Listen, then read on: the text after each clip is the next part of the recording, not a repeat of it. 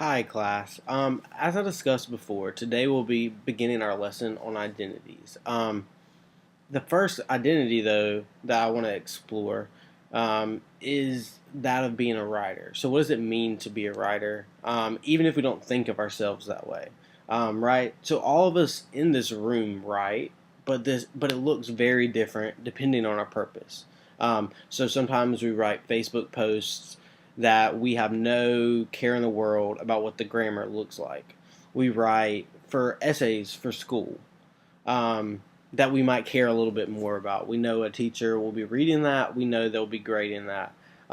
Still, we write other things. We write to-do lists. We write cards to friends. We write text messages. We write tweets. We caption our Instagram photos. So we write in a lot of ways, and we write in a lot of different spaces. So today, I want you to start thinking about your writing life.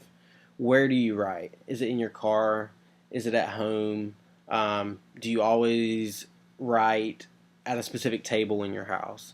What are the places in which you write? Where and how does that impact what's produced? What your thought process, your emotion? So, what do you use to write? Is it a pen, a computer? What objects or people are around you when you write? Do you always have to be around friends or family? I know for me, I love to write in social settings. I like to talk through things. I like to be able to have people around me to bounce ideas off of. So what do you write? Are you more? I know a lot of other people though who like to write by themselves. So how do you write? What's your? And does it matter if you're writing a Facebook post? Maybe it doesn't matter who you're around. Maybe if you're writing an essay, it's a little bit different.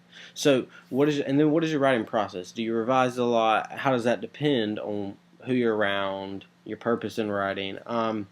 So why do you write as well? So do you write just for school? Do you write for friends? Do you write for both? Do you write in a way that I haven't even thought about? What type of writing do you do? So so start thinking about your writing life, how the different places in your life where you write. So, and instead of writing your answer to this group of questions, we're actually going to write. We're actually going to draw uh, a visual representation of your writing life. So think about this picture as a representation of the people, the places, the objects, the purposes, and the processes that are part of your writing life. And so, as we talked about before, drawing can be an important way of just thinking through things, of brainstorming, of coming up with ideas that maybe you can't while you just write, just with text. So think about this as a chance to brainstorm, to really explore what that writing life has looked like. Don't worry about what the drawing looks like. That's not so much what it's about, but instead to gather the rich picture, an actual picture of what your writing life looks like, the ways in which you write. So start thinking about that.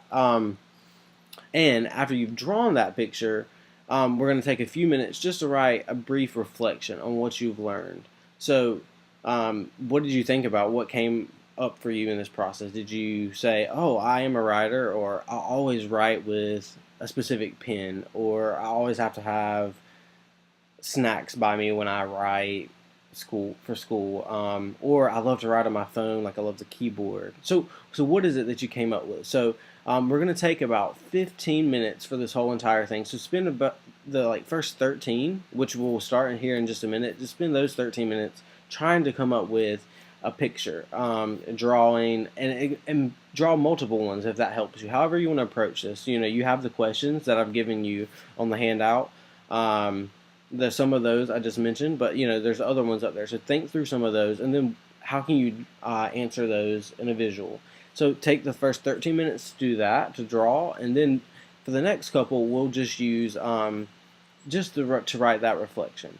So after we've done this, we'll share this with the class. So go ahead and let's start drawing, and I'll be around if you have any questions.